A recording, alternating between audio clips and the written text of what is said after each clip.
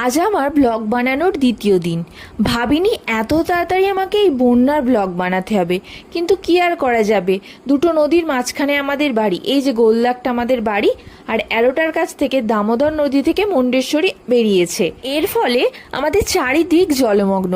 কিন্তু আমরা যখন বিকেলের দিকে বেরিয়েছিলাম তখনও রাস্তাতে জল ওঠেনি, তাই আমরা নদীর কাছাকাছি যেতে পেরেছিলাম। এটা হলো মুন্ডেশ্বরী নদী। প্রচণ্ড পরিমাণে স্রোত বয়ে চলেছে আর চারিদিকে জলে ভর্তি।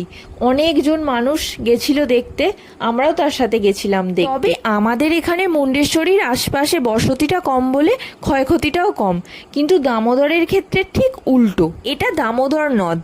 মুন্ডেশ্বরীর তুলনায় আমাদের এখানে দামোদরের স্রোতটা একটু কম, কিন্তু স্রোত কম হয়েছে তো কি হয়েছে, এখানে মনুষ্য বসতি অনেক বেশি, তাই ক্ষয়ক্ষতির পরিমাণটাও কিন্তু একটু বেশিই হয়েছে।